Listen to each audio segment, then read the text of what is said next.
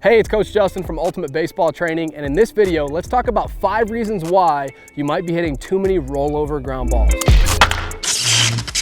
You know, some of the most frustrating feelings as a hitter come from number 1, striking out, number 2, popping up, and number 3, getting a crushable pitch that's out over the wide of the plate, a pitch you can handle, and instead of hitting a hard line drive somewhere, you roll over and you're out, all right? And so we're gonna correct that in today's video. I got 5 reasons why you might be hitting too many weak rollover ground balls. Let's correct that. Before we get started though, if you enjoy these instructional videos, please leave me a like on this video and be sure to subscribe to the channel so you never miss any of our upcoming videos. We're coming out with them on a weekly basis every single week, so be sure to like this one and subscribe. All right, let's get into the first reason why you might be hitting too many rollover ground balls. And this is a foundational, elementary reason, but it's very important, and that is your grip. So you might be rolling over because you're wrapping the bat too much with your grip. Okay, so usually there's a few schools of thought when it comes to grip. You've probably heard align your door knocking knuckles, right? So for a right-handed hitter, I would line the knuckles that I would use to knock on my next door neighbor's door. I would align my right hand, my door knocking knuckles on my right hand with my door knocking knuckles on my left hand, and it would look something like this right here. So that's one school of thought when it comes to grip. Now another school of thought that comes to mind when it comes to grip is the box grip, okay? So for a right-handed hitter, I would align my door knocking knuckles with my left hand's secondary knuckles like this. So I'm wrapping the bat a little bit more with the box grip here. Either one of those grips are fine with me as long as you get to a really good hitting position, but the problem is if you're rolling over too much, it could be because you're wrapping the bat too much. So instead of this box grip here, you might get a little too carried away and be wrapping the bat just a little bit too much, and it doesn't take a whole lot. And so what that causes you to do is you're in your stance like this, I'm wrapping the baseball bat, and everything is fine. I can have a good load, a smooth stride, right? Get to a good launch position. But when I get to the point of contact, I almost have a loop in my swing because guess what? This is not a very comfortable position, and I cannot maintain this position for very long because my hands are wrapped. So instead of getting palm up, palm down at the point of contact, many times you'll find players who wrap their hands like this. They have this little loop in their swing where they roll their wrist prematurely just like this. So I'd hate to have that happen for you. Get a couple clips of your swing in slow motion on video and just make sure if you're aligning your door knocking knuckles, great. If you got the box grip, great. But what you want to avoid is you don't want to be wrapping the baseball bat too much.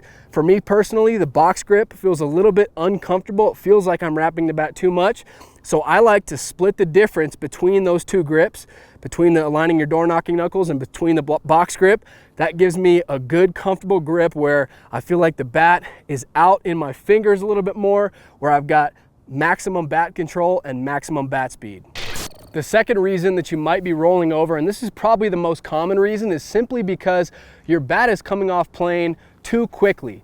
So we know as a hitter, right? We want our bat to get on plane as early as possible with the pitch and stay on plane for as long as possible with the pitch, right? That makes sense to maximize our chances of success at the plate. Well, a lot of players get their bat on plane pretty early. They do a good job there, but what ends up happening is immediately after the point of contact, so they're making contact here, immediately after contact, instead of staying on plane with the pitch as they drive through the ball and get extension, a lot of the times they, for whatever reason, come off plane with the pitch. Usually it's because, number 1, it might be because they're getting just too flippy with their hands like this, or number 2, it might be a combination of that and, you know, they're trying to just finish their swing too quickly, like around their body, like this way. They're trying to be too rotational, and you got to remember at some point everything has to stop and go towards the pitcher out into the field like this. So it is a rotational swing. It's not a linear swing, but you can't just continue to turn, continue to rotate. And it's not about getting around here as fast as you can, right? Remember, we want to get on plane with the pitch, but then here, everything has to stop. We've got to keep everything on plane as we drive through the ball out here. Finish your swing out here, not necessarily around your body. And then the other thing that could be causing you to come off plane too quickly is just being way too steep into the strike zone. So if I'm too steep, if I'm trying to have a downward plane with my bat like this and I'm too steep, I'm gonna cut across. And so if you find yourself finishing your swing low instead of finishing your swing high like this, that could mean that you're too steep entering the strike zone. A third big cause for rollover ground balls is swinging down or trying to get on top of the baseball. Now, I've covered this extensively in other videos on the channel, so I'm not going to go into crazy depth in this particular video, but bottom line, what you need to understand is you're never going to reach your full potential as a hitter. You're never going to hit the way you're capable of truly hitting if your focus is on either swinging down or trying to get on top of the baseball. Good hard line drives come from hitting the baseball slightly below the equator, slightly below the midline of the baseball. That's what produces that backspin with carry.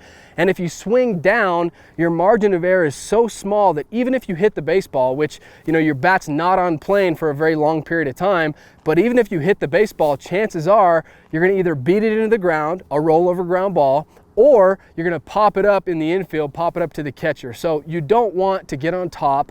You don't want to swing down. You also don't want to have a huge uppercut either. Again, it goes back to what we're trying to do is we're trying to get our bat on plane with the pitch as early as possible and stay on that same plane with the pitch for as long as we possibly can.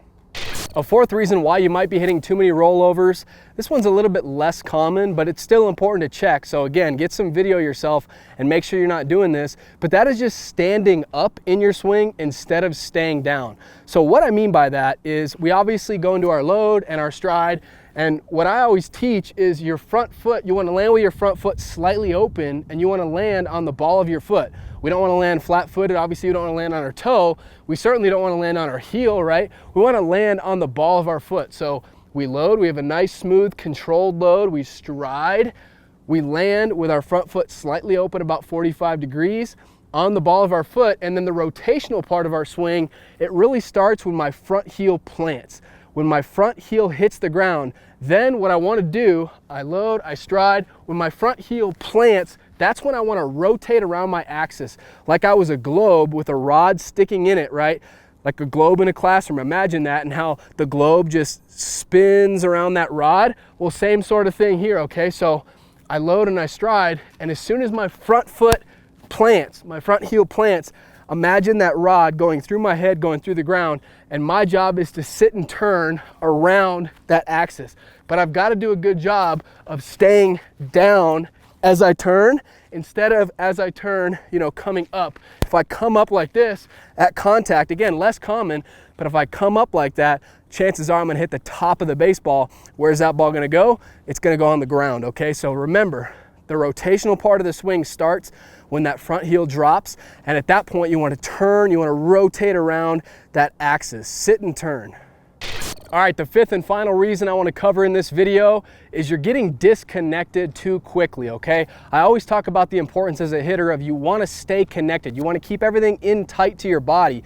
That's where you're quickest, that's where you got the best bat speed, that's where you're the strongest, that's where you got the most bat control, okay? And if you get disconnected too quickly, then that could cause ground balls. And here's a couple reasons why, okay? Number one, how could you get disconnected? Well, you could be trying to get your arms extended too early. So remember, we don't want to get our arms extended at contact. So if I try to hit the ball with my arms extended like this and make contact with my arms extended like this, chances are I'm going to have an around the ball bat path and I'm going to get on top of that baseball. And by this time, my energy is already spent. You've got to understand when your arms are fully extended, your energy is spent. So that's also not going to produce even really a hard ground ball or a hard hit. That's going to be pretty weak contact. So we don't want to get our arms extended at contact.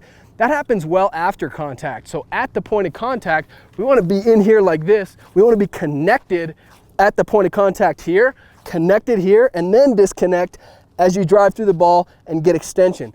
That's when you get your arms extended. That's when you disconnect. And then the other reason why, you know, you could be coming disconnected too early is just as you go into your load and your stride and you make your move towards the ball, you rotate into the ball. If you allow your hands to get away from you like this, okay, instead of having an inside the ball, you hear inside the ball? Well, this is inside the ball here when everything's tight to my body. If I get out here like this, I'm not inside the ball, I'm gonna have it around the ball bat path. My hands are eventually gonna have to flip over for me to hit that ball. And again, I'm gonna hit the top of the ball and hit it into the ground. So you wanna stay connected at contact, have an inside the ball bat path, stay connected, and then disconnect when you drive through the ball. So that's it. I really hope you enjoyed this video. If you did, please do me a favor and leave it a like. I'd really appreciate that. And be sure to subscribe to the channel if you enjoy these types of instructional videos. That way you never miss any of our upcoming videos that we're coming out with every single week that are designed specifically to help you improve your game. So click that subscribe button. And last thing, hitters, I put together a free resource for you that I know you're gonna love. It's called the Contact Point Checklist. It's 100% free. You can download it right now. Just click on the first link down there in the description. But what I've done is I've freeze framed the swing at the point of contact, and I've highlighted a few key areas that you need to make sure your swing has in order to really maximize your bat speed and your power and your consistency at the plate as a hitter. So 100% free. I know it's going to help you take your hitting to that next level. So go download that right now. Click on the link down below. Thank you so much for watching this video, and I'll see you in the next one.